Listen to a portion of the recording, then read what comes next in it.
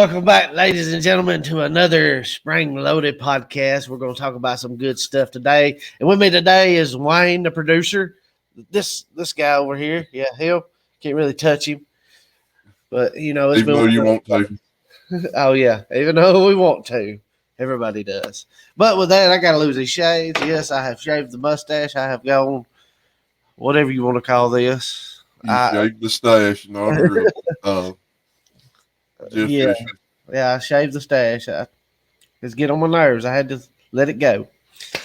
But a heck of a day we've had today. I mean, it's cold as heck outside, and I'm wearing cutoffs. And the Colonel's still down and out. Yeah, the Colonel is still down and out. Man, that Kentucky Fried eating competition he was in, it took his knees out from under him. But y'all keep him in your prayers and everything. I hope he gets better. He's been giving Wayne live updates and everything, and I've got a lot of stuff going on. Y'all just keep us in your prayers, lift us up and everything. But with that, let's get on into the show. It was a pretty wild week in the XFL. Oh yeah, nothing really shocking though.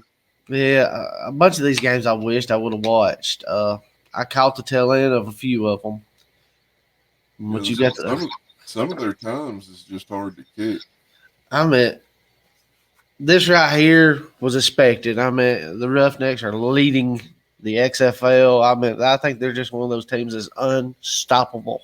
Well, look at Silver's stats: 24 of 30, 239 yards, 3 touchdowns, 0 interceptions. Which against the Guardians' defense, we'd all probably look like superstars. Oh, yes. And I mean, of course, the Colonel's favorite quarterback, Paxton Lynch, 18 out of 30, 267 yards, 2 touchdowns. That's rare. Yeah, but he got most of them yards on one pass play. Most of them, oh, man. Again, what are the Guardians going to do? Or, I'm shocked they're not like the Brahmas right now, making a lot of changes and everything. But, hey, you never know. Well, the biggest, I guess you'd say, tall tale of the game, look at Lee, 45 yards, 6 attempts, 2 touchdowns, which that's not a lot of yardage, but about average for the league. But look at Darrington, 12 attempts, 40 yards, 0 touchdowns. And I mean, that tells you the story. Yeah, and then you look at the receiving there. You got Rambo, 2 receptions, 89 yards and 1 touchdown. To T. Harris, 3 receptions, 86 yards or 83 yards and 2 touchdowns. Well, Rambo had that big long play. That's how he got so many yards. Yeah. It's off of one play. It makes you wonder, is it the players? It's the coaching. I think they have no defense. They have 0 defense. Is it a lack of substance abuse? You can't blame it on Dormady for sharing plays in that game. Yeah, you can't blame that. I mean, and then here was your game of the week. Oh my God! And this was one of the games I seen the Brahmas. If the Brahmas would have showed up, and like I said, there's a lot of stuff going on. They're making a lot of changes. Some changes were way too, I remember after the first game they were firing people or re-putting people and stuff. But well, I know DiNucci put up 264 yards off of 41 passes and 28 completes. He had the 1 touchdown, 1 interception. But that Brahma defense ain't too bad in this game. Yeah, the offense was pitiful. Look, Colin, 20 of 39, 189 yards, 0 touchdowns, 0 interceptions. It's amazing. I mean, that's not bad. They kind of kept the game. I mean, they could have come back, but I mean, that's not a total blowout. The Brahmas play hard. They remind me of the Gamblers from last year. If you remember, the Gamblers had a lot of talent, and they kept games close, but they just couldn't ever get over the hump until they're out there at the end of the season. Yeah. And I think that's a lot of the Brahmas thing is probably towards the end of the season if they get it clicking together. Yeah. Finish And I out mean, good. Danucci, besides the logo here, Seattle is a good team all the way around. They're picking up and everything. And I shouldn't have went against them in this, but I thought the Brahmas might have a chance. And, it let me down in that pick. But hey, It was a it close was a one. gut feeling. I went with it. And then for our third game of the week, we had the Renegades and the Battlehawks in front of a record-setting crowd we'll talk about on Coach's Corner. Oh, man. Hey, and look, if y'all were watching this, Cal Slaughter, 22 out of 39 attempts and 205 yards with no touchdowns and 3 interceptions. Yeah. Oh my goodness. What is going on with Cal Slaughter? I bet he wishes he was back with the Breakers. Oh yeah. And you look at McCarron. McCarron, wasn't too hot either, but he's still in the good. McCarron went 20 out of 27. Not bad. He didn't go 22 for 39, but 20 out of 27, 214 yards, 2 touchdowns, and only 1 interception. Well, if you remember when McCarron was at Alabama, he wasn't a flashy QB. No. He was a methodical, take the short dumps, get the passing yards that you can get. And 20 or 27, that just shows he continuing that Saban mentality, get what you can get. That old road tide. And I'm But looking at the rushing for the Battlehawks. Hill here with 89 yards, 18 attempts and 1 touchdown. To Smith on the Renegades, he had 24 yards, 9 attempts and 1 touchdown. there's not any rushing in this league. No, they're shutting that rushing down. But if you remember, I hate to bring it up again, but last year's USFL, them defenses were tough on rushing. Defenses seemed like they had a bigger advantage than the offenses. Yeah. If I remember is that correctly, just because they come together just now and they need time to develop together? well, if you remember, Slaughter, he was playing with the Breakers and everything. He was the passing. They didn't really have a too good of. They had a rush game, but it wasn't that good. He was the passing man. I seriously, I think Slaughter at the end of the season led the league. And if he wasn't a leader, he was right there at it. Yeah. But it hey, was a close game. Let's let you know McCarron's here to play. Again, he wasn't, those close numbers like he usually is, but hey, he's here to play. I really think it's going to be them in the playoffs. They keep. They got DC, the defenders coming up. They don't play them once. I think DC's going to be a tough one. Yeah. And I think they're going to be in the playoffs. You can about see the playoffs shaping up if it continues this way. It'll be DC, St. Louis, Arlington, and Houston. And with the stat, what we're looking at here, they had a few players out from this game due to what went on with the DC game the week before. Was that kind of throwing these guys off? I forgot who all was out and everything, but is that what hurt them? I think that crowd helped bet St. Louis a lot. Yeah, possibly. But and then oh my goodness. Yeah, this one wasn't pretty. That was the first one. Tiamu, man, 14 out of 19 attempts, not too bad. 177 yards, it could be better. Who the lead rusher was? Oh yeah, of course, Tiamu, 89 yards, 9 attempts, and no touchdowns. It's amazing when you see their offensive stats and they scored 32. That just shows you how real that defense is. Oh yeah, Perez. That was a USFL quarterback battle.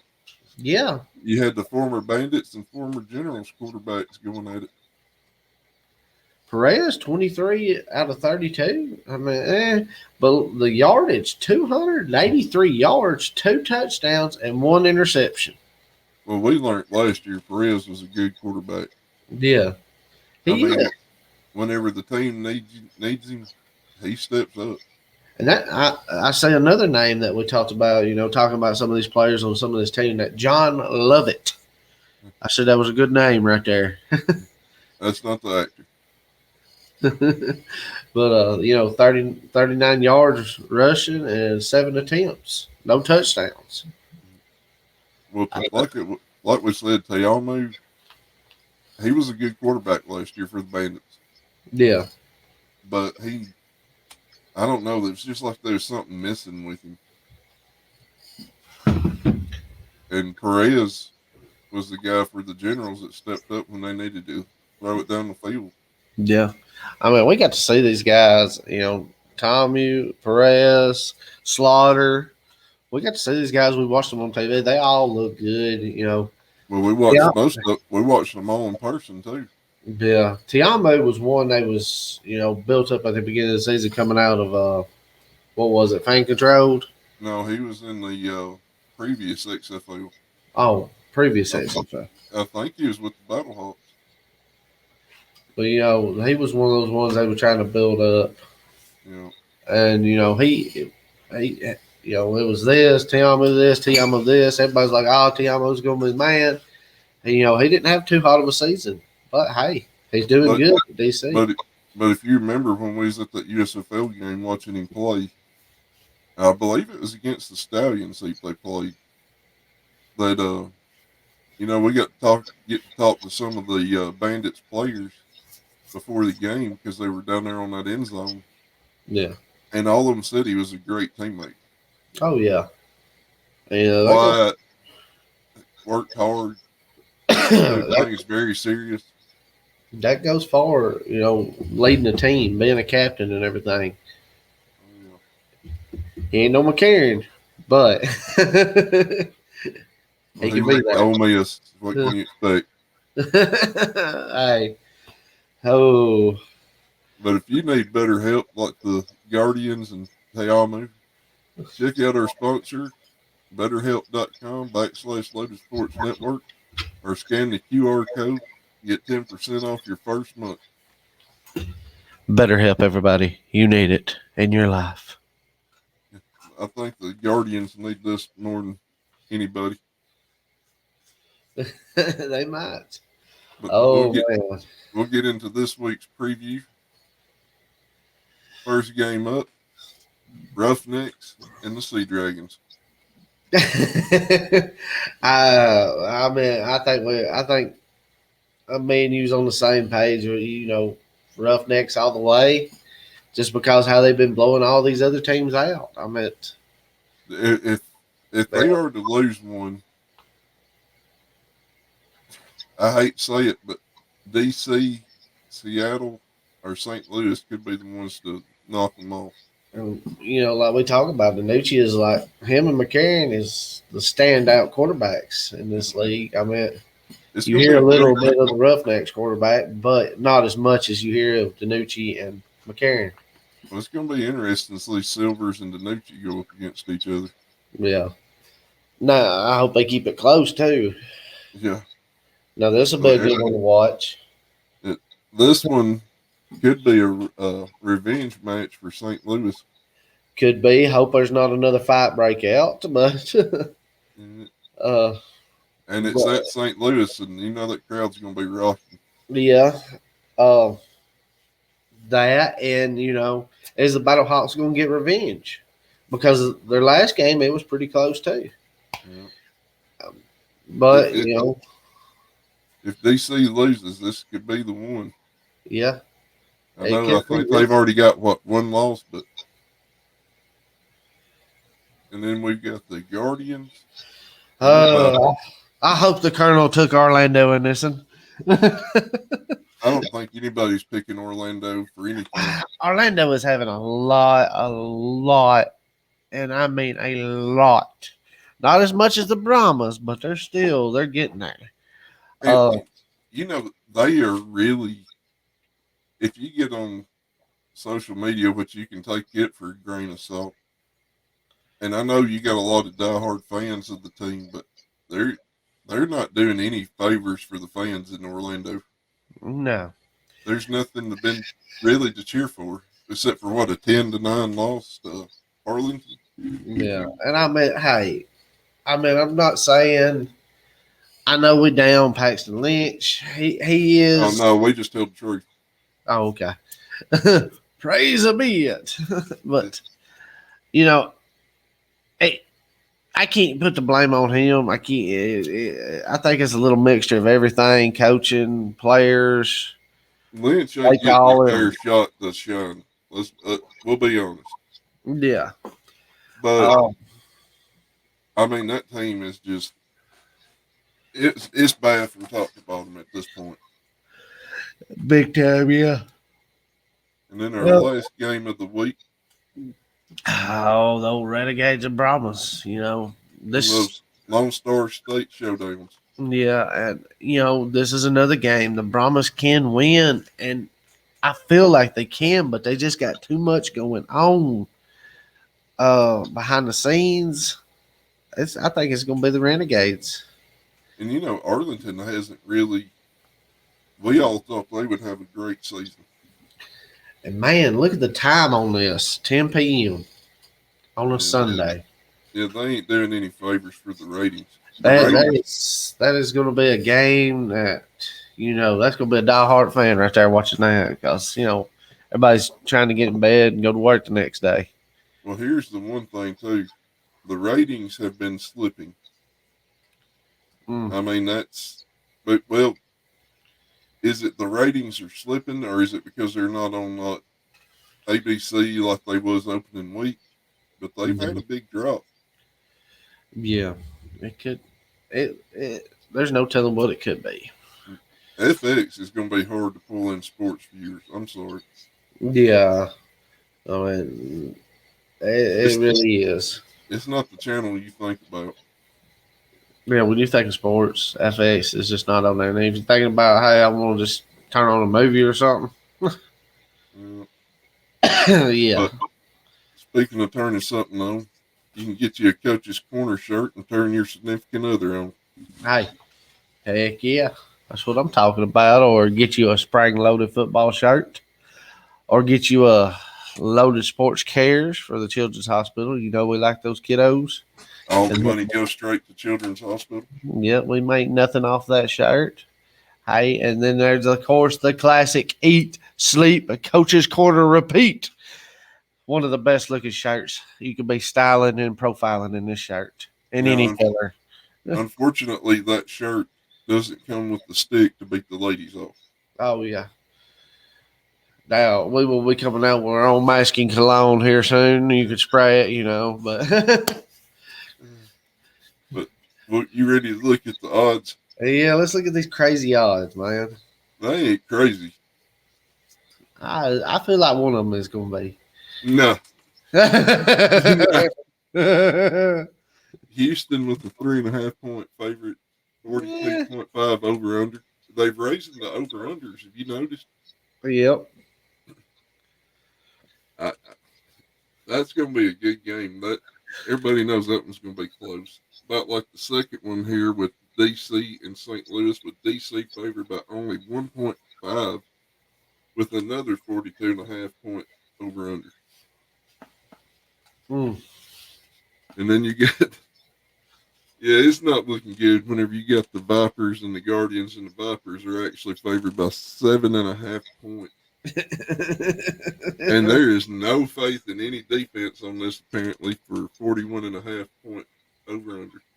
Yeah. Then you got Arlington and San Antonio. The Browns favored 2.5 with a 35.5 over under. They're expecting a defensive game in that one, apparently. Yeah. Three of these games, yeah, I knew one would be an oddball one, and it's the one I thought would be. But we'll see how it plays out. And what, the Vipers, they ain't even got a win yet, have they? That's how bad it is. This, That's how bad. This That's is how bad the Guardians this is the battle of nobody's won nothing bowl on that one. Yeah, this Who's is going to the come out on top? Is it going to be Paxton Lynch and the Guardians or the Vegas Vipers? Toddy Bowl. Yep, this is you throw everything in the toilet and let it whichever one's still floating at the end. But I think it's time to get to our favorite segment of the week. Oh my goodness. A little bit different for the old producer this year than last year. Oh. I'll let you take over. Well, in the first game, all of us took, of course, the Roughnecks. Well, no, they played the Guardians. Yeah, of course, and we all got a big W on that. Yeah, But so did Houston. but in the second game, the Colonel, Wayne, Boss Hog, and Catfish all went to Seattle, and I had a gut feeling to go with the Brahmas because I figured they would show up going against Danucci, one of the best quarterbacks in the XFL. And I hate to say, my gut feeling led me in the wrong direction. I got a big L with the rest of them getting a big W over that. But it almost played off. Almost, but hey. The third game, me, the coach, Wayne, Boss Hog, and Catfish all went Battle Hawks with the Colonel having a gut feeling the Renegade was going to come. Because the Renegade has got it made. Yeah, I don't think he was thinking right. I think he was on some He, medication. he had a gut feeling. We're going to go with that. He had a gut feeling like I did. He was overly medicated after his hip replacement. But in the last game, of course, we all went with the big D, and of course they played Vegas. Yeah, they played Vegas. But everybody got a win on that, And so did DC. Me and the Colonel 3-1. Wayne and Boss Hog at 4-0, and Catfish all at 4-0. That's not a bad week. No, I'm cleaning up last place. Boss Hog come from behind on me. Well, actually, if you take a look at the stats, y'all are tied. Oh my goodness, he caught up with me. But let's see. In the first game, we all took, of course, the Roughnecks. Because they're playing the Guardian. In the second game, me, the coach, Colonel, Wayne, and Boss Hog all took Big D. But Catfish is having a gut feeling this week.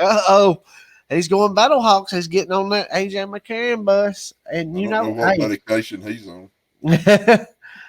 Hey, it might happen. This is the revenge. This is the comeback. The third game, it looks like majority rules here. We all went Vegas against the Guardians. Nobody. Paxton Lynch ain't even picking the Guardians. He plays for them. Yeah, Quentin Normandy even gave away plays. But on to the last game. A little mixture here. Yeah, the Colonel, the coach, me. And Catfish, I don't know. I'm on here with two guys that's medicated. We took the Renegades, where Wayne and Boss Hog took the Brahmas. I'm going to tell you, I've got a lead, so let's play around a little bit. Yeah, you've took the lead on everybody. Well, except for old Catfish here. I've got the lead on him. Catfish is only 14-2. Yeah. But, you only won.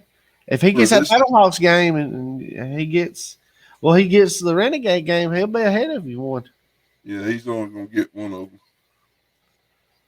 Well, no, if he hits the Battlehawks. I know, I'm saying he's only going to hit on one. I don't know. I mean, the two games that I see going either way will be the Big D and the Battlehawks and the Brahmas and the Renegades. Those are the two games I see. It's an either or team here. It's a 50. The other ones are, no doubt they're handed to you on a silver platter. Yeah. But with that, really though, if you look at everybody's overall stats out of 16 games, you and Boss Hog are but y'all are still in it. Yeah. And only 4 picks out of 16 games didn't go y'all's way, and it was all really close games. Mm-hmm. And Colonel 13-3, about like y'all was in the same boat. Yeah. Few games didn't go his way, and nobody's out of it. Yeah, everybody's still in the running. Nobody's blowing anybody out. I mean, you're only ahead by 3 over me. You know? You're only ahead of 2 of the Colonel, and then only 1 of Catfish. And So then, but if you really think about it, for this to be a startup league that we had a little bit of an inkling about coaches and players, to have the stats that we've had this year is pretty amazing in my book. yeah, I mean, it ain't nobody's really running off. I'm probably gonna have to start making some crazy picks or something. But that kind of takes us to the end of the show as usual. Oh yeah, get on there and check out our other shows. High School Yellowhammer Sports Podcast. You'll get on there and watch old Catfish, and when the Colonel gets back, he's on there. They do baseball, football, basketball. We might even throw in soccer. No, we ain't. Hey, but we could. Just not many really soccer teams around here. But hey, with that, you've got the Brews with Brian. He likes to try his craft beer, him and Bill, and does a little sampling of some craft beer. And hey, if you want to know about some beer, get on there with Brews with Brian. He's probably reviewed it and everything. He ain't been reviewing much here lately, except for hospital food. We He's might gonna get have some good reviews on the orange juice from the hospital cafeteria coming up. yes, we will have some reviews coming up from the hospital cafeteria. The It'll best be hospital cafeteria food. food with Brian, with the Colonel. But we have our little shorts, Coach's Corner. We try to have fun, make people laugh, feel good about yourself. Then, of course, the spring loaded football. And with that said, I'm the coach. He's the producer.